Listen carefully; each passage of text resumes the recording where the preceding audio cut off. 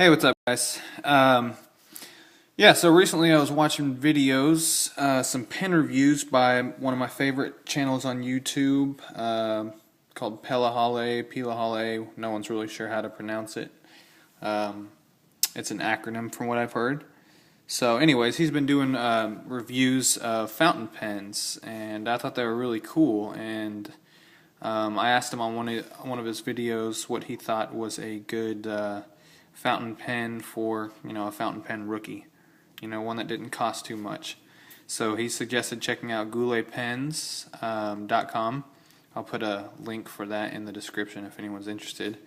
And this is the Noodler brand Ahab model. And I think it's a pretty good quality for, I think I paid 20 bucks for it, and a little bit for the ink. Got the Noodler's black, and some people said this was a good all-around black ink. So yeah, I got that. So anyways, this is a piston-fed pen. You have this piston here. Let's see, you got to give it a little twist. There you go. And basically use this to draw ink up into it just by dipping the whole nib into the ink bottle. I'll show you after I assemble it. So we'll start with this little, I guess you'll call this the grip or the nib holder. This being the nib, I believe. And this is like the feeder, I guess. I guess you would call it a feeder.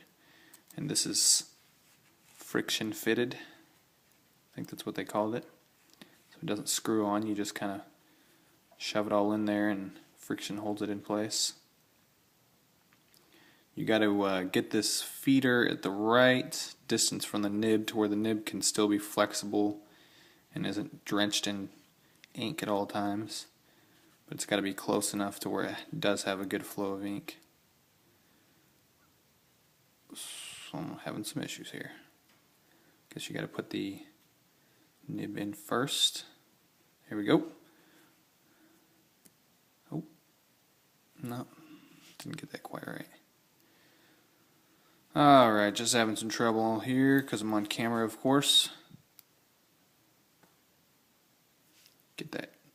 Oh, let's see. Ah, it looks like there's an actual slot for this nib. Alright, so we got the nib, stainless steel nib pushed in there. And we got the feeder.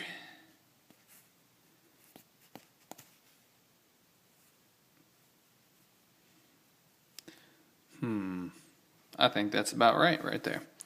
Alright, then you screw this on there. A lot of times people put silicone grease on there, or grease, I guess, to make a good seal there so ink doesn't come out. But I think that little O-ring will work for now. It's worked so far. Then you can put the whole mechanism inside here. From what I heard, the quality control isn't always 100% on these, but you only pay 20 bucks, and I think I got lucky with this one. Seems to be well threaded and pretty decent quality. And I think it's actually a pretty good looking pen. Not bad, for the price. Made in the USA, I believe, or at least it's a USA company. Cool little, they got these little pen drawings on the boxes that you get them with. Check out this wacky drawing that's in here.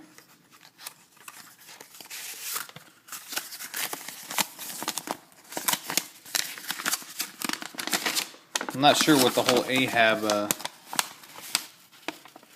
deal is with this, but got like a kraken or something fighting with a Moby Dick. And then Ahab, the crazy sailor. It's pretty cool. It's got that mom and pop feel to it. And the directions here. I like that. I like buying something that's not so clean cut and corporate and stale.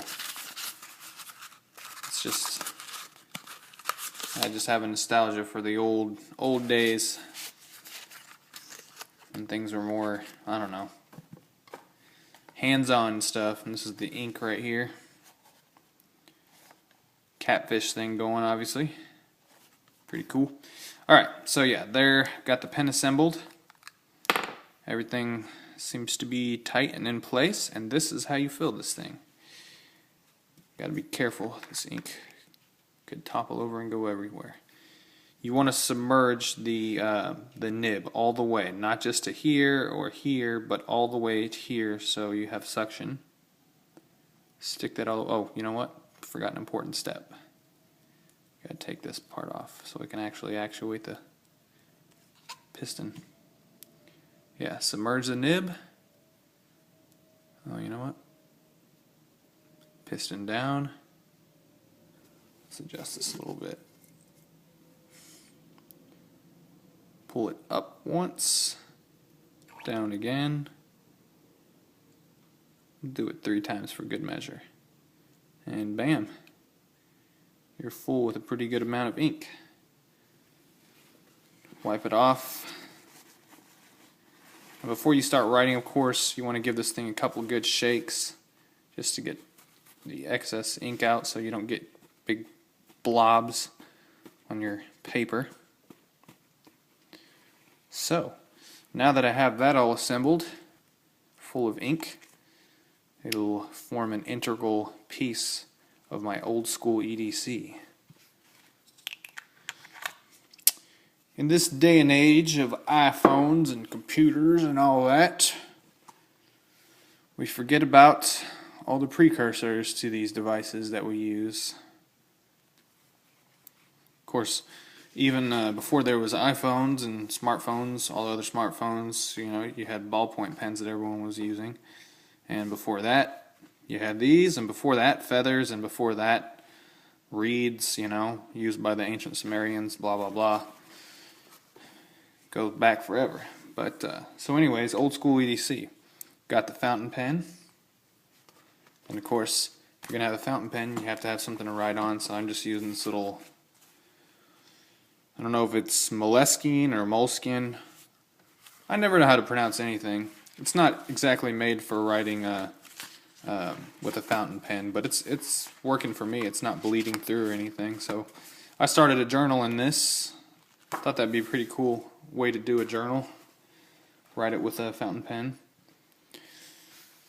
You know, nowadays we have these high-tech titanium frame locks, very hard tool steel, composite material like the G10, even a little lock here for the frame lock.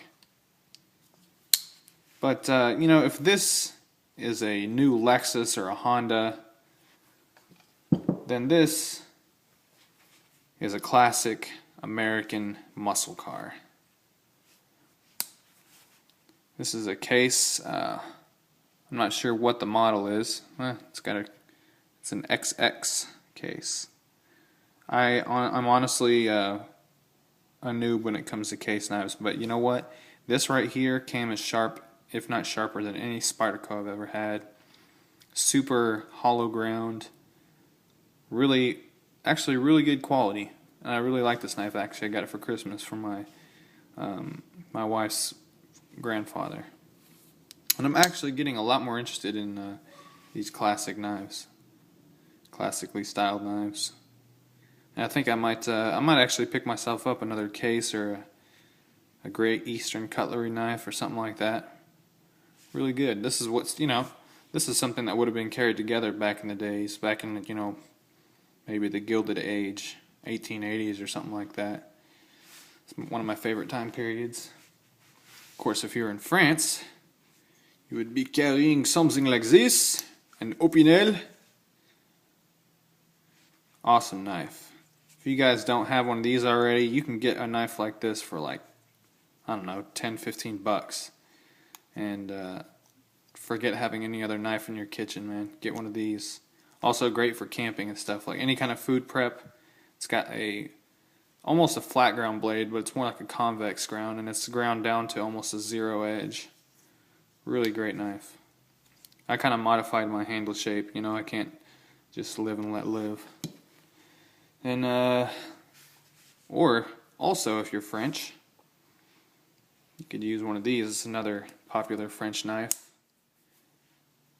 This is a lagiole, or lagiole. A lot of people say lagiole. It's a butchery of the actual pronunciation. But this is a French knife that's actually at least takes cues from a Spanish design. That right there is I believe that's supposed to be a honeybee, but that's on almost all of them pretty much. And this, of course, looks like some kind of goose or some kind of large waterfowl bird. But yeah, my dad has one of these. My French uncles both have one of these. Frenchmen would carry these around, of course, aside from your regular cutting tasks, they would use them if they went to a restaurant, so they could have a sharp knife, cut their steak or their quiche or whatever French thing they were eating. Then if you're a good old American boy, you could have one of these right here. I think this is a buck, some kind of buck knife. My father-in-law, let's see what we got here. What brand is this? Oh, it's a Browning. Alright. This is probably not one of my favorite type of knives right here, if I'm honest. Of course, I didn't tell him that. I didn't want to insult him. But I don't like this quite as much as that other case knife. But it's a good knife. I never carry it. Probably never will. But, that's another old school EDC type thing. Of course, if I need to get into my cottage, I'll use these old keys right here. Check out, this is just, I thought I'd get these out because I don't really have anything else to add to my old school EDC. But these are actual old, really old school keys. I think some of them might even be made of iron. Or they could just be made of some kind of steel, but I don't know. These are my grandfather on my mother's side. He died 20 years before I was born, so that was back like, well, 20, probably more like 10, 15 years before I was born. Really cool stuff. Fair Forge. I'm not sure what that means. He was Swiss. He lived in the French-speaking part of Switzerland and married a French woman, and that's where my mom comes from. But she has all these old keys. These are old as well, but these are Zenith. Interesting. Wonder if that has anything to do with the electronics brand in the U.S. Yeah, these are old. Of course, not quite as old as these right here. These skeleton keys or whatever you want to call them. So cool. I love old stuff like that. Yeah, I have a nostalgia for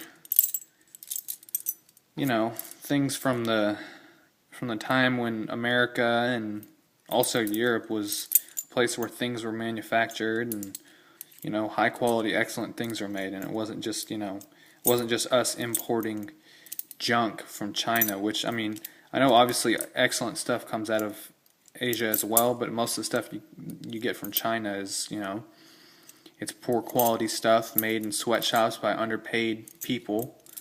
And, I know America may never be back where it was as far as, being the #1 manufacturing country in the world, making the highest quality things. We had excellent cars.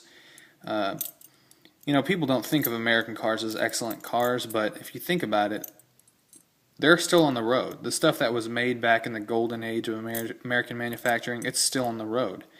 It's reliable.